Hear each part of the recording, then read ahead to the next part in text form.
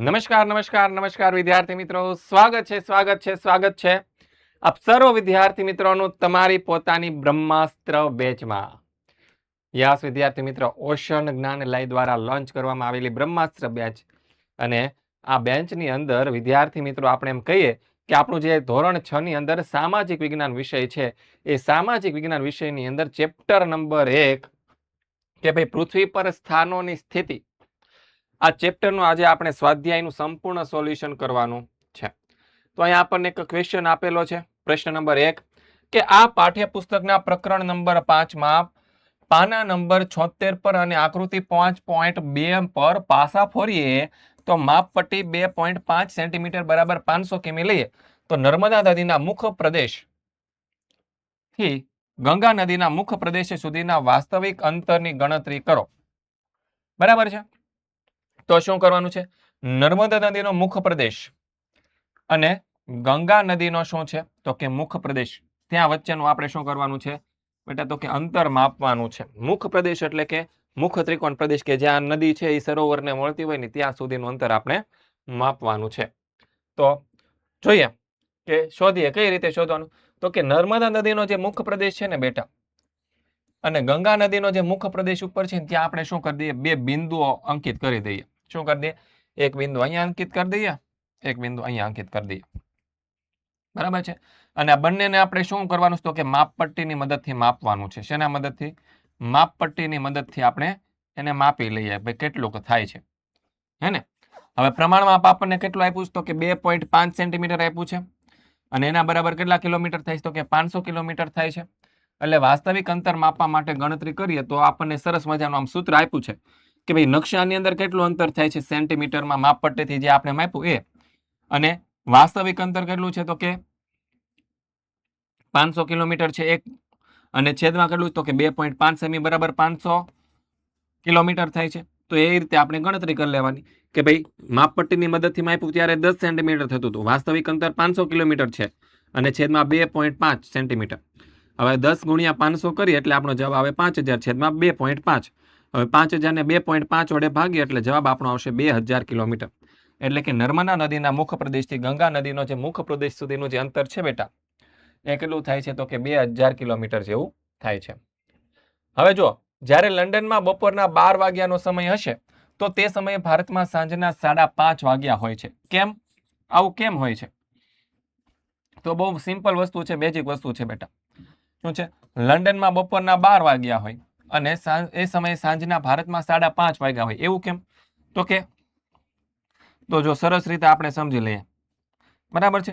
આ સરસ મજાનો પૃથ્વીનો નકશો છે. એમાં આ જે એકદમ સેન્ટરમાં આવેલું છે એને 0 અંશ રેખાંશ કહેવાય છે. શું કહેવાય છે? 0 અંશ રેખાંશ કહેવાય છે. એ 0 અંશ રેખાંશ ઉપર છે ને લંડન સિટી આવેલું છે. કયું સિટી આવેલું છે? લંડન સિટી આવેલું છે. એનાથી આ બાજુ વધીએ ને તો આ પૃથ્વીનો પૂર્વ ગોળાર્ધ કહેવાય. શું કહેવાય? પૂર્વ ગોળાર્ધ કહેવાય. અને આ બાજુ આગળ વધીએ ને તો એને પશ્ચિમ ગોળાર્ધ કહેવાય. શું કહેવાય? પશ્ચિમ ગોળાર્ધ કહેવાય. બરાબર છે. હવે આપણો ભારત દેશ લંડન થી આ બાજુ અહીંયા આવશે. ક્યાં આવશે? અહીંયા આવશે 82.5 અંશ ઉત્તર ગોળાર્ધમાં, ઉત્તર પૂર્વ ગોળાર્ધમાં. બરાબર છે. અહીંયા આવશે. હવે જો આજે આપણને પ્રમાણ સમય રેખા આપી છે એમાં લંડન ક્યાં આવે છે? 0 ઉપર આવેલું છે. અને આ લંડન થી આવી રીતે ઘણા બધા રેખાંશો આવી રીતે પૃથ્વી પર દોરેલા છે. એક રેખાંશ વૃત્ત આપણે આ બાજુ ખસીએ, કેટલા ખસીએ? એક રેખાંશ વૃત્ત ખસીએ એટલે 4 મિનિટ ખસવું પડે. કેટલો? 4 મિનિટનો સમય બદલાય.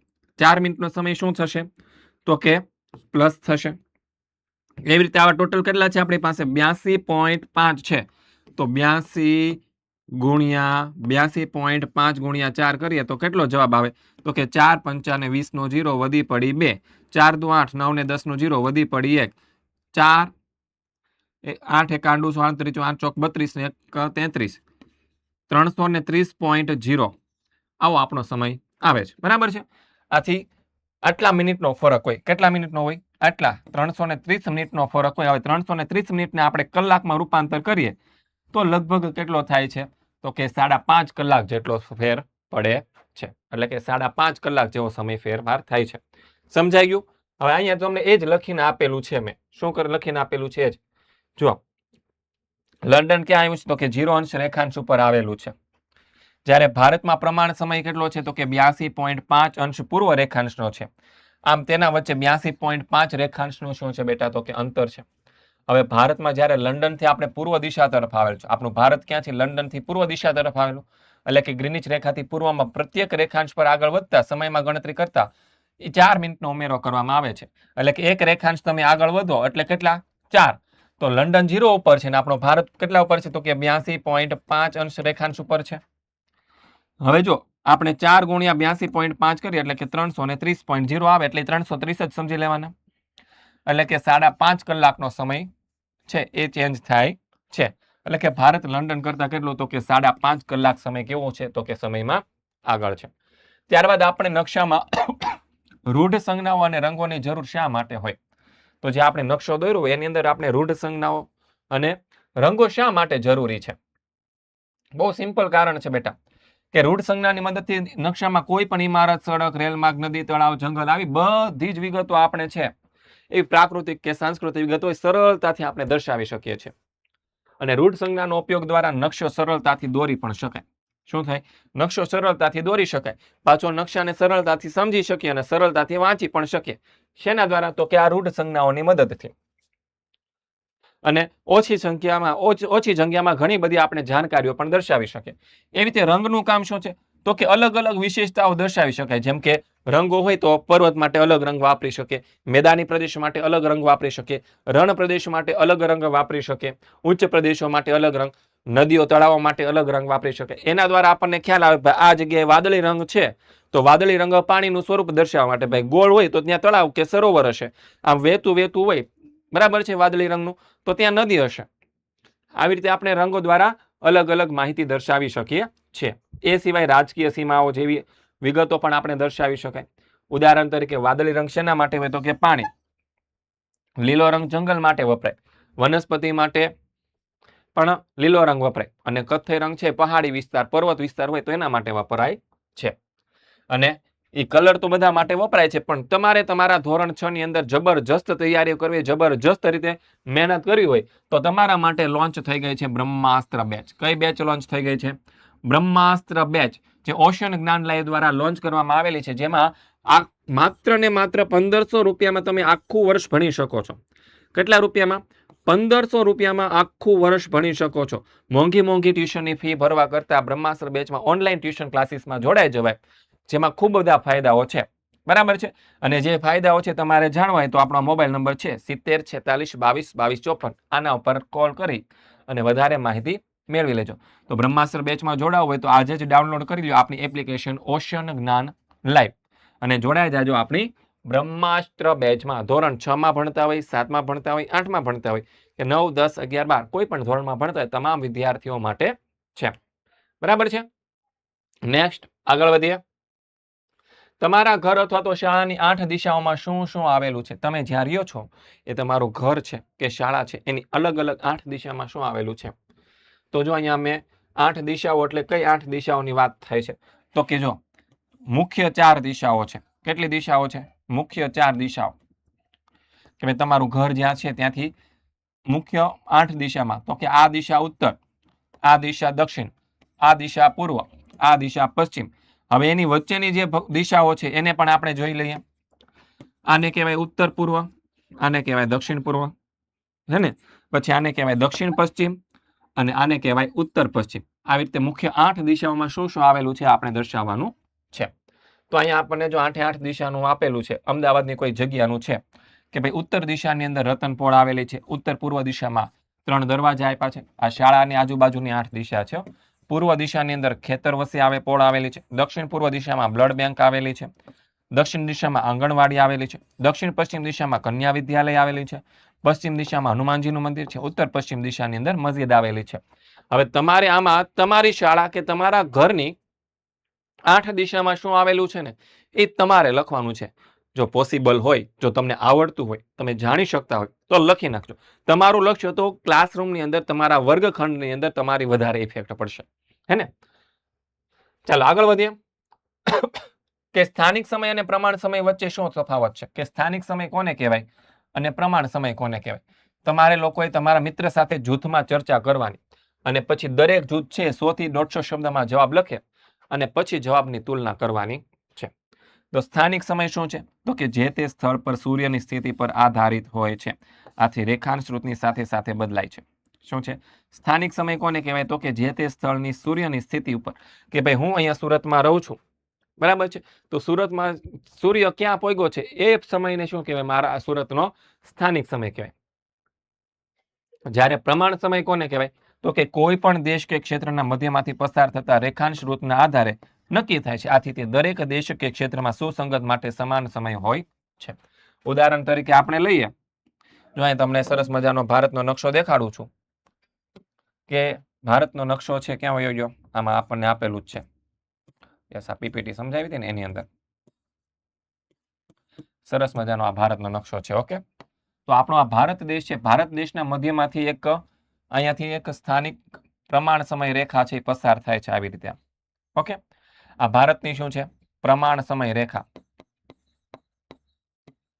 શું છે? આ પ્રમાણ સમય રેખા છે.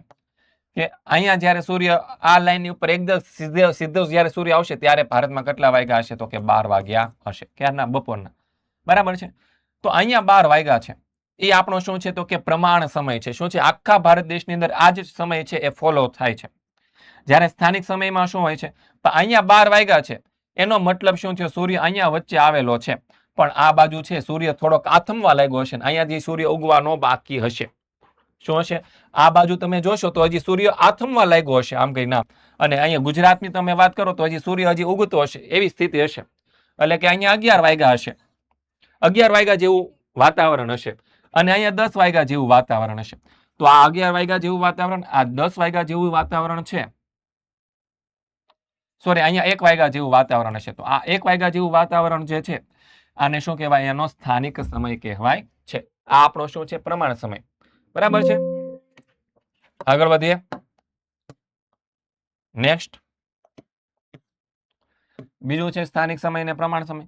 પૃથ્વી પર દર કલાકે 15 અંશ રેખાંશ ઋતુ ખસે છે. આથી અલગ અલગ સ્થાનો પર અલગ અલગ સ્થાનિક સમય હોય છે. સૂર્યોદય અને સૂર્યાસ્ત સમય પણ અલગ અલગ સમયે થાય છે. શું છે? આપણે જેમ કીધું તો પૃથ્વીનો ગોળો જે છે એના ઉપર આવી જે લીટીઓ દોરવામાં આવેલી છે, કાલ્પનિક રેખાઓ જે છે, એને આપણે શું કહીએ છીએ? રેખાંશ કહીએ છીએ બેટા. શું કહીએ છીએ? રેખાંશ. તો સૂર્ય છે એ 1 કલાકની અંદર શું છે? 1 કલાકની અંદર આવી ટોટલ 15 રેખાંશ ઋતુ છે એ વટાવી છે. કેટલા? 1 કલાકમાં 15 રેખાંશ ઋતુ ખસે છે. આવી ટોટલ 360 છે. આવી કેટલી છે? ટોટલ 360 રેખાંશ ઋતુઓ છે. પણ 1 કલાકમાં કેટલી વટાવે છે? તો કે 15 વટાવે છે. આથી અહીંયા જો 1 વાગ્યા હશે તો એ 15 આ બાજુ ખસીએ તો અહીંયા કેટલા વાગ્યા હશે? તો કે અહીંયા હજી 12 જ વાગ્યા છે. આમ હજી જશું તો અહીંયા હજી બીજા 15 વટીએ તો અહીંયા 11 જ વાગ્યા હશે. એ રીતે હોય. બરાબર છે. અહીંયા જો 12 વાગ્યા તો આમથી હજી બીજા 15 આ બાજુ જઈએ તો અહીંયા 1 વાગી ગયા છે. એવી રીતે સમયની અંદર ફેરફાર થાય છે. જ્યારે પ્રમાણ સમયમાં શું હોય? તો કે કોઈ પણ દેશ ક્ષેત્રના પ્રમાણ સમયની રેખાંશ ઋતુની મધ્ય રેખાથી પૂર્વ તરફ 15 અંશ રેખાંશ ઋતુ સમય 1 કલાક વધે અને પશ્ચિમ તરફ દર 15 રેખાંશ ઋતુ 1 કલાક શું થાય છે? ઘટે છે. આ જે મેં તમને સમજાવ્યું એ જ આ અહીંયા દર્શાવેલું છે. પછી આગળ જોઈએ સ્થાનિક સમય અને પ્રમાણ સમયમાં ત્રીજો. દરેક સ્થાનને સ્થાનિક સમય અલગ અલગ હોય. ઉદાહરણ તરીકે તિનસુકિયા આસામમાં સાંજના 6 વાગ્યા હોય, જ્યારે ગુજરાતના પોરબંદરમાં સાંજના 4 વાગ્યા હોય. કારણ કે તિનસુકિયા ભારતની પૂર્વમાં આવેલું છે, જ્યારે પોરબંદર ગુજરાતની પશ્ચિમમાં આવેલું છે. પૃથ્વીની ધરી પર પશ્ચિમથી પૂર્વ ધીમી ધીમી ગતિએ ફરે છે. આપણી પૃથ્વી કેમ ફરે છે? તો કે પશ્ચિમથી પૂર્વ આમ ધીમી ધીમી ગતિએ ફરે છે. તો તિનસુકિયા નામનું જે સિટી છે અસમની અંદર આવેલું, ત્યાં સૂર્યાસ્ત થઈ ગયો હશે, પણ એ સમય હજી આપણા ગુજરાતની અંદર હજી સૂર્યાસ્ત થવાનો શું હશે? બાકી હશે. કારણ કે બંને વચ્ચે શું છે? 2 કલાકનું ડિસ્ટન્સ હોય. 2 કલાકનું ડિસ્ટન્સ છે. પ્રમાણ સમય કોઈક દેશના ક્ષેત્રનો એક જ હોય, પણ સૂર્યોદય અને સૂર્યાસ્ત જે તે સ્થળના સ્થાનિક સમય પ્રમાણે હોય. શું છે? પ્રમાણ સમય છે કોઈ પણ દેશનો કે ક્ષેત્રનો એક જ હોય. ધારો કે આપણો ભારત છે તો એમાં એક જ પ્રમાણ સમય નક્કી કરવામાં આવ્યો છે. શું છે? એક જ પ્રમાણ સમય નક્કી કરવામાં આવ્યો છે. પણ હવે ગુજરાત છે, ભારતનું જે ગુજરાત રાજ્ય છે, ગુજરાત રાજ્યમાં ભાઈ સાંજે 6 વાગે છે સૂર્યાસ્ત થાય છે. કેટલા વાગે સૂર્યાસ્ત થાય છે? સૂર્યાસ્ત 6 વાગે થાય છે. પણ ભારતનું એ જ અસમ રાજ્ય છે, તો અસમ રાજ્યની અંદર 4 વાગે શું થઈ જાય છે? સૂર્યાસ્ત થઈ જાય છે. શું થઈ જાય છે? સૂર્યાસ્ત. એ રીતે અસમમાં પાછો સૂર્ય છે વહેલા 4 વાગે ઉગી જાય. કેટલા વાગે? 4 વાગે ઉગે. પણ ગુજરાતમાં સૂર્ય કેટલા વાગે ઉગે? સવારમાં 6 વાગે ઉગે છે. તો આમ ફરક હોય છે સ્થાનિક સમય અને પ્રમાણ સમયની અંદર. ચલો નેક્સ્ટ આગળ વધીએ. પ્રશ્ન નંબર 6 શું કહે છે કે દિલ્હી અને બેંગલુરુના અક્ષાંશ 29 અંશ ઉત્તર અને 13 અંશ ઉત્તર છે. તો તેમના રેખાંશ અલગ સમાન હોય છે, પરંતુ 77 અંશ પૂર્વ રેખાંશ બંને શહેરો વચ્ચેના સ્થાનિક સમયમાં કેટલો તફાવત હશે? તો જોઈએ. દિલ્હી અને બેંગલુરુના રેખાંશ લગભગ કેવા છે? સમાન છે. તેમના અક્ષાંશમાં ભલે તફાવત હોય, પરંતુ સ્થાનિક સમય રેખાંશના આધારે નક્કી કરવામાં આવે છે. આથી બંને શહેરના સ્થાનિક સમયમાં બિલકુલ તફાવત હોય નહીં. શું છે? જો હવે અહીંયા આપણે સમજીએ કે સરસ મજાનો આપણો આ ભારતનો આમ નકશો છે, બરાબર છે.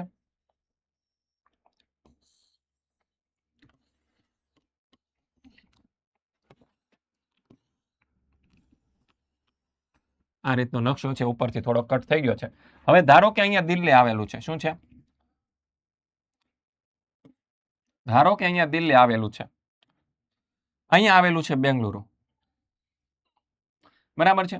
તો હવે દિલ્હી છે 13 અંશ ઉપર અક્ષાંશ ઉપર છે અને આ 23 અંશ અક્ષાંશ ઉપર છે. તો અહીંયાથી આમ જો તો બંનેમાં ફેર છે, પણ જાજો વધારે ફરક નથી. 13 જોવા જાઓ અને 23 જોવા જાઓ તો ખાલી 10 અક્ષાંશનો લગભગ ફરક છે.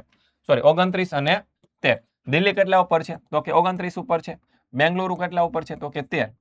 આમ જોવા જઈએ તો 15 અંશ અક્ષાંશનો ફરક છે, વધારે જાજો છે નહીં. આથી સ્થાનિક સમયમાં અને રેખાંશમાં બહુ જાજો ફરક છે નહીં.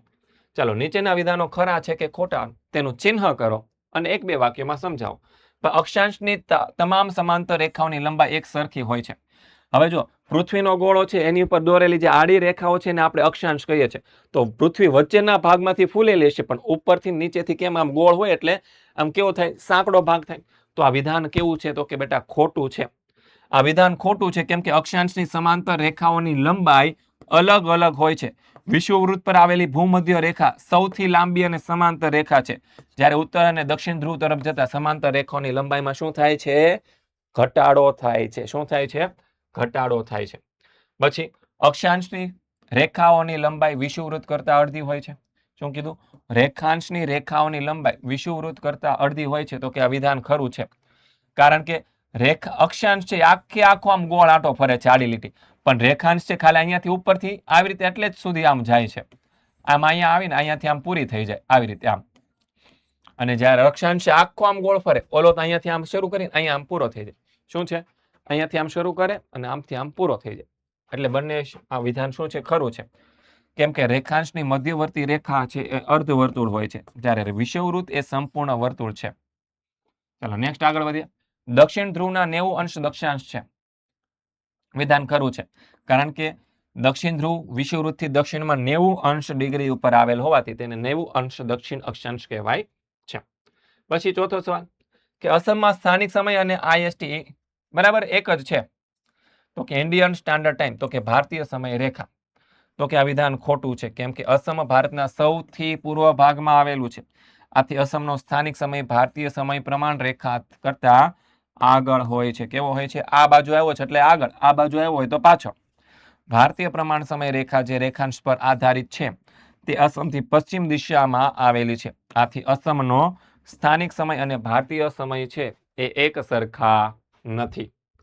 પછી ટાઈમ ઝોનને વિભાજિત કરતી રેખાઓ રેખાંશ અને રેખાઓની સમાન હોય તો મેરેડિયન સાથે સમાન હોય તો આ વિધાન કેવું છે? ખોટું. કેમ કે સમય ક્ષેત્ર રેખાંશની મધ્યવર્તી રેખાઓના આધારે નક્કી કરવામાં આવે, અને સમય ક્ષેત્રને વિભાજિત કરતી રેખાઓ છે એ સંપૂર્ણપણે સીધી નથી, કારણ કે દેશની સીમાઓનું પાલન કરીને જે તે દેશના પ્રમાણ સમયને શું કરો છે? તો કે ધ્યાનમાં લેવાનો હોય છે. પછી આગળ જોઈએ. વિષુવવૃત્ત રેખા એક અક્ષાંશ વૃત્ત પણ છે. તો કે ખરું, કારણ કે વિષુવવૃત્ત છે એકદમ મધ્યમાં આવેલો ભાગ છે, જે ભૂમધ્ય રેખાના નામથી ઓળખાય છે, જે 0 અંશ અક્ષાંશ પર આવેલો છે. અને વિદ્યાર્થી મિત્રો, તમારે બ્રહ્માસ્ત્ર બેચમાં જોડાવવું હોય તો હાલમાં ઓફર ચાલે છે. 1500 વર્ષમાં તમે આખું વર્ષ ટ્યુશન ક્લાસીસ રખાવી શકો છો, એ પણ ઓનલાઈન ટ્યુશન ક્લાસીસ.